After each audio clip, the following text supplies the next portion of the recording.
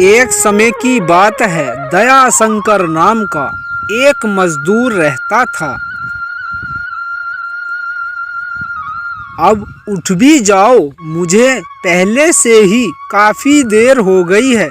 सेठ जी टाइम के बहुत पाबंद हैं, 1 मिनट भी फालतू हो गई तो मजदूरी में से पैसे कम कर देंगे। तुम्हारी तो बस पाबंदी की नौकरी ने तो मेरी जान ही खा ली।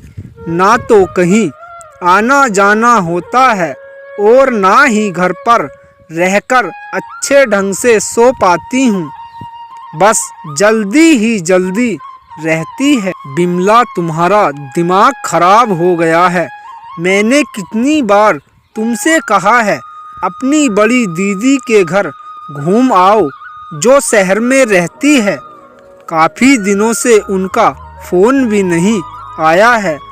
फ़ोन से याद आया, आज ही उनसे फ़ोन पर बात करती हूँ। अच्छा ठीक है, अब मैं चलता हूँ। दयाशंकर सेठ जी के यहाँ पर काम करने चला जाता है। उधर बिमला अपने शहर वाली दीदी को फ़ोन लगा देती है। कैसी हो दीदी? बस ठीक हूँ बिमला बहन, थोड़ा मुन्ना ही परेशान चल रहा है। अच्छा, तो आपने इसकी दवाई किसी अच्छे डॉक्टर से क्यों नहीं ली है? ली तो है, मगर अभी डॉक्टर कह रहे हैं इसे किसी गांव की जंगलों वाली हवा में घुमाओ। शहर की हवा में बहुत प्रदूषण है, इसको सांस लेने की सारी दिक्कत दूर हो जाएंगी। अच्छा तो दीदी, आप कल ही जीजा जी को लेकर हमारे घर चले आओ। ठीक है बिमला, मैं बात करके देखती हूँ। क्या बात बिमला, आज तुम्हारे चेहरे पर कुछ ज़्यादा खुशी दिखाई दे रही है। बात ही कुछ ऐसी है, आज मैंने अपनी शहर वाली दीदी से बात की है और वे कुछ दिनों के लिए हमारे यहाँ पर रहने आ रहे हैं।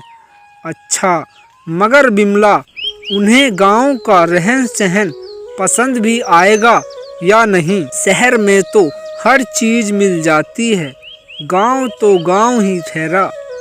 नहीं नहीं, मेरी दीदी और जीजा जी ऐसे नहीं हैं, उन्हें पसंद आ जाएगा। फिर क्या था, अगली सुबह बिमला की दीदी और जीजा जी घर पर ही आ गए। कैसी हो बिमला बहन?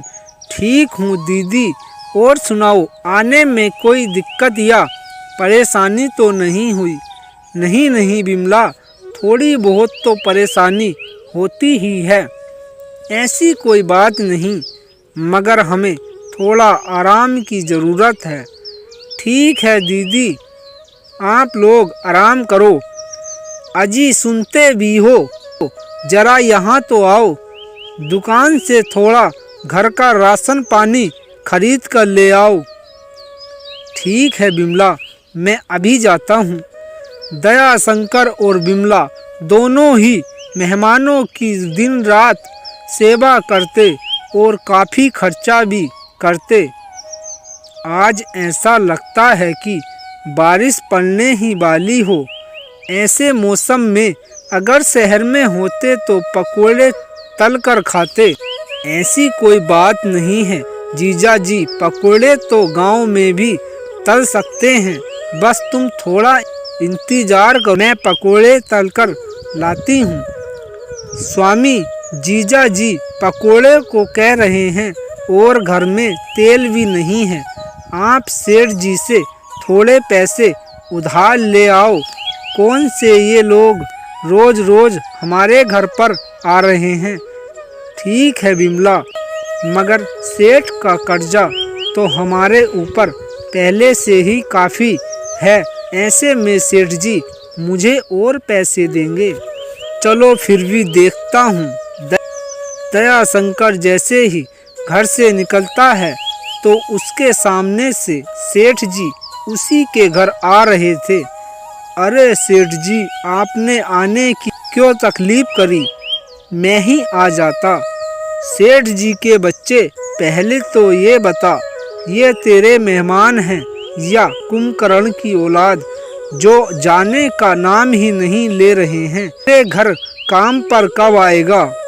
बस सेठ जी, 2-4 दिनों की और बात है, फिर तो मैं काम पर ही आ जाऊंगा। सेठ जी, मुझे कुछ और पैसे की ज़रूरत थी, क्या मिल सकते हैं? नहीं नहीं, मैं तुझे और पैसे नहीं दे सकता। तेरी औकात जितनी थी मैंने उतने दे दिए, अब मैं और नहीं दे सकता। राजेश ये बातें सुन रहा था। उसने सारी बातें सुनने के बाद कहा, सेठ जी, आपके सारे कितने पैसे हुए? टोटल मिलाकर 10,000। लो सेठ जी, आपके पैसे, और कल से ही दयाशंकर आपके यहाँ काम पर आना शुरू हो जाएंगे। अच्छा दयाशंकर, मैं चलता हूँ। ठीक है सेठ जी। दयाशंकर, तुमने कभी भी मुझे एहसास तक नहीं होने दिया। ऐसी कोई बात नहीं, दरअसल कुछ दिनों से मेरा काम धंधा ही कम चल रहा था। कोई बात नहीं दयाशंकर, अब हम घर को चले जाएंगे। वैसे भी मुन्ना भी अब ठीक हो गया है। आपने हमारी इतनी सेवा की, उसके लिए आपका धन्यवाद। दोस्तों, किसी की गरीबी का फ़ायदा नहीं उठाना चाहिए।